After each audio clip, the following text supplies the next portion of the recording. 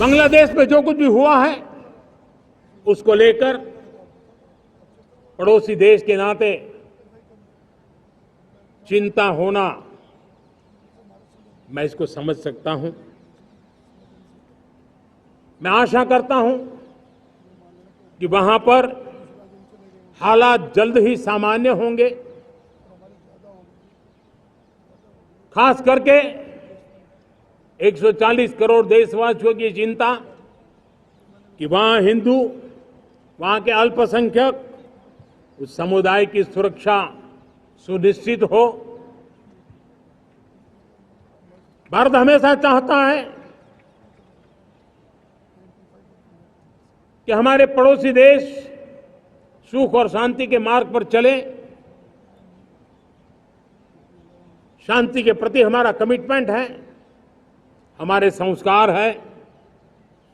हम आने वाले दिनों में बांग्लादेश की विकास यात्रा में हमेशा हमारा शुभचिंतन ही रहेगा, क्योंकि हम मानव जाति की भलाई सोचने वाले लोग हैं। और मैं आज लाल किले से फिर बार एक अपनी पीड़ा व्यक्त करना चाहता हूं।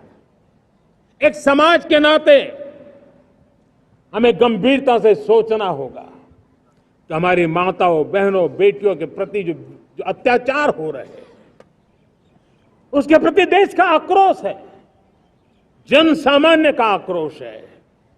इस आक्रोश को मैं महसूस कर रहा हूं।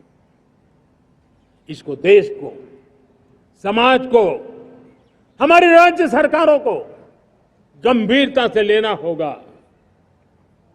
महिलाओं के विरुद्ध अपराधों की जल्द से जल्द जांच हो, राक्षसी कृत्य करने वालों को जल्द से जल्द कड़ी सजा हो। वो समाज में विश्वास पैदा करने के लिए जरूरी है। मैं ये भी बताना चाहूंगा कि जब बलात्कार की या महिलाओं पर अत्याचार की घटनाएं घटती हैं तो उसकी बहुत चर्चा होती है, बहुत प्रचार होता है, मीडिया में छाया रहता है। लेकिन जब ऐसे राक्षसी मनोवृत्ति व्यक्ति को सजा होती है तो वो खबरों में कहीं नजर नहीं आती है, कोने में कहीं पड़ा रहता है। अब समय की मांग है कि जिनको सजा होती है उसकी व्यापक चर्चा हो, ताकि ऐसा पाप करने वालों को भी डर पैदा हो कि ये पाप करने की हालत ये होती है कि फांसी पर लटकना पड़ता है। और मुझे लगता है कि डर पैदा करना बहुत जरूरी है। हमारे देश में सुप्रीम कोर्ट ने बार बार यूनिफॉर्म सिविल कोड को लेकर जो चर्चा की है, अनेक बार आदेश दिए हैं, क्योंकि देश का एक बहुत बड़ा वर्ग मानता है और उसमें सच्चाई भी है कि जिस सिविल कोड को हम लेकर के जी रहे हैं वो सिविल कोड सचमुच में तो एक प्रकार का कम्युनल सिविल कोड है, भेदभाव करने वाला सिविल कोड है। ऐसे सिविल कोड से जब संविधान के 75 वर्ष मना रहे हैं और संविधान की भावना भी जो हमें कहती है करने के लिए, इसकी सुप्रीम कोर्ट भी हमें कहती है करने के लिए, और तब जो संविधान निर्माताओं का सपना था उस सपने को पूरा करना हम सबका दायित्व है। और मैं मानता हूं इस गंभीर विषय पर देश में चर्चा हो, व्यापक चर्चा हो, हर कोई अपने विचारों को लेकर के आए और उन कानूनों को, जो कानून धर्म के आधार पर देश को बांटते, जो ऊंच नीच का कारण बन जाते हैं, ऐसे कानूनों को आधुनिक समाज में कोई स्थान नहीं हो सकता है। और इसलिए मैं तो कहूंगा अब समय की मांग है कि देश में एक सेकुलर सिविल कोड हो। हमने कम्युनल सिविल कोड में 75 साल बिताए हैं, अब हमें सेक्युलर सिविल कोड की तरफ जाना होगा। और तब जाकर के देश में धर्म के आधार पर जो भेदभाव हो रहे हैं, सामान्य नागरिक को जो दूरी महसूस होती है, उससे हमें मुक्ति मिलेगी। चुनौतियां हैं, अनगिनत चुनौतियां हैं। चुनौतियां भीतर भी है, चुनौतियां बाहर भी है। और जैसे जैसे हम ताकतवर बनेंगे, जैसे जैसे हमारा तवज्जो बढ़ेगा, तो चुनौतियां भी बढ़ने वाली है, बाहर की चुनौतियां और बढ़ने वाली है। और मुझे उसका भली भांति अंदाज है लेकिन मैं ऐसी शक्तियों को कहना चाहता हूं, भारत का विकास किसी के लिए संकट लेकर के नहीं आता। हम विश्व में समृद्ध थे तब भी हमने कभी दुनिया को युद्ध में नहीं झोंका है। हम बुद्ध का देश है, युद्ध हमारी राह नहीं है। और इसलिए विश्व चिंतित न हो भारत के आगे बढ़ने से। मैं विश्व समुदाय को विश्वास दिलाता हूं कि आप भारत के संस्कारों को समझिए, भारत के हजारों साल के इतिहास को समझिए।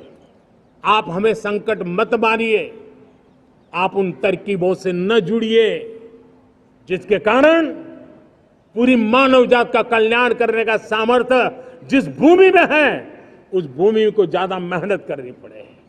लेकिन फिर भी मैं देशवासियों को कहना चाहता हूं, चुनौतियां कितनी ही क्यों न हो, चुनौती को चुनौती देना ये हिंदुस्तान की फितरत में है।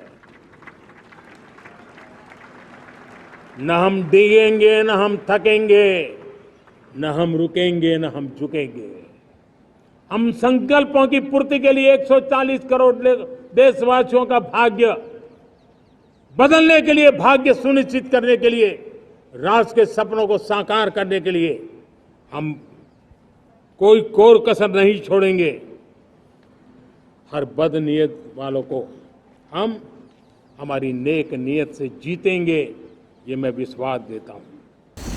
हम ये न भूलें कि इस देश उस परिस्थितियों से भी दशकों तक भी आजादी के बाद समय बिताया है जब होती है, चलती है, अरे यार ये तो चलेगा, अरे हमें क्या मेहनत करने की जरूरत है, अरे मामला है अगली पीढ़ी दिखेगी, अरे हमको मौका मिला है यार मौज कर लो, आगे वाला आगे का जाने, हमें क्या कर रहा है, हम अपना समय निकाल दें, अरे नया करने जाओगे कोई बवाल उठ जाए। पता नहीं क्यों देश में स्टेटस को का माहौल बन गया था, जो है उसी से गुजारा कर लो, यही का माहौल बन गया था। और लोग तो कहते हैं अरे भाई छोड़ो अब कुछ होने वाला नहीं है, चलो, ऐसा ही मन मर गया था। हमें इस मानसिकता को तोड़ना था, हमें विश्वास से भरना था और हमने उस दिशा में प्रयास किया। कई लोग तो कहते थे अरे भाई अगली पीढ़ी के लिए काम हम अभी से क्यों करें, हम तो आज का देखें। लेकिन देश का सामान्य नागरिक ये नहीं चाहता, वो बदलाव के इंतजार में था, वो बदलाव चाहता था, उसकी ललक थी, लेकिन उसके सपनों को किसी ने तवज्जो नहीं दी, उसकी आशा आकांक्षाओं को अपेक्षाओं को तवज्जो नहीं दी गई और उसके कारण वो मुसीबतों को झेलते हुए गुजारा करता रहा, वो रिफॉर्म्स का इंतजार करता रहा। हमें जिम्मेदारी दी गई और हमने बड़े रिफॉर्म्स जमीन पर उतारे। गरीब हो, मिडिल क्लास हो, हमारे वंचित लोग हो, हमारी बढ़ती जाती शहरी आबादी हो, हमारे नौजवानों के सपने हो, संकल्प हो, आकांक्षाएं हो, उनके जीवन में बदलाव लाने के लिए रिफॉर्म का मार्ग हमने चुना। और मैं देशवासियों को विश्वास दिलाना चाहता हूं, रिफॉर्म के प्रति हमारी जो प्रतिबद्धता है वो पिंक पेपर के एडिटोरियल के लिए सीमित नहीं है। हमारे रिफॉर्म्स की ये प्रतिबद्धता है वो 4 दिन की वाहवाही के लिए नहीं है। हमारी रिफॉर्म्स की प्रक्रिया किसी मजबूरी में नहीं है, देश को मजबूती देने के इरादे से है। और इसलिए मैं आज कह सकता हूं रिफॉर्म का हमारा मार्ग एक प्रकार से ग्रोथ की ब्लूप्रिंट बनी हुई है। ये हमारा रिफॉर्म, ये ग्रोथ, ये बदलाव, ये सिर्फ डिबेट क्लब के लिए, इंटेलेक्चुअल सोसाइटी के लिए, एक्सपर्ट लोगों के लिए सिर्फ चर्चा का विषय नहीं है। साथियों, हमने राजनीतिक मजबूरी के कारण नहीं किया है। हम जो कुछ भी कर रहे हैं वो राजनीति का भागा गुणा करके नहीं सोचते हैं। हमारा एक ही संकल्प होता है, नेशन फर्स्ट, नेशन फर्स्ट, राष्ट्रहित सुप्रीम। ये मेरा भारत महान बने, इसी संकल्प को लेकर के हम कदम उठाते हैं। साथियों, जब रिफॉर्म की बात आती है, एक लंबा परिवेश है।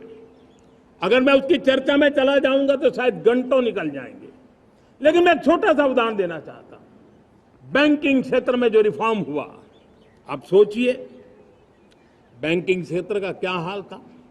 न विकास होता था, न विस्तार होता था, न विश्वास बढ़ता था। इतना ही नहीं, जिस प्रकार की कारनामे चले उसके कारण हमारे बैंक संकटों से गुजर रहे थे। हमने बैंकिंग सेक्टर को मजबूत बनाने के लिए अनेकविध रिफॉर्म्स किए और आज उसका कारण हमारी बैंक विश्व में जो इन्हीं गुनी मजबूत बैंकें हैं उसमें भारतीय बैंकों ने अपना स्थान बनाया है। और जब बैंक मजबूत होती है ना, तब फॉर्मल इकोनॉमी की ताकत भी बढ़ती है। जब बैंक की व्यवस्था बन जाती है, जब सामान्य खास करके मध्यम वर्ग के परिवार की जो रिक्वायरमेंट होती है उसको पूरा करने की सबसे बड़ी ताकत बैंकिंग सेक्टर में होती है। अगर उसको होम लोन चाहिए, उसको व्हीकल का लोन चाहिए, मेरे किसान को ट्रैक्टर के लिए लोन चाहिए, मेरे नौजवानों को स्टार्टअप के लिए लोन चाहिए, मेरे नौजवानों को कभी पढ़ने के लिए, एजुकेशन के लिए लोन चाहिए, किसी को विदेश जाने के लिए लोन चाहिए, ये सारी बातें उसे संभव होती है। मुझे तो खुशी है कि मेरे पशुपालक भी, मेरे मछली पालन करने वाले भाई बहन भी आज बैंकों से लाभ ले रहे हैं। मुझे खुशी है मेरे रेहड़ी पटरी वाले लाखों भाई बहन आज बैंक से साथ जुड़ करके अपनी नई ऊंचाइयों को प्राप्त कर रहे हैं और विकास की दिशा में वो भागीदार बन रहे हैं। हमारे एमएसएमई, हमारे लघु उद्योग के लिए तो बैंक एक सबसे बड़ी सहायक होती है। उसको रोजमर्रा पैसों की जरूरत होती है अपने नित्य मर्जी पर प्रगति के लिए, और उस काम को हमारी मजबूत बैंकों के कारण संभव हुआ है। साथियों, दुर्भाग्य से हमारे देश में आजादी तो मिली, लेकिन लोगों को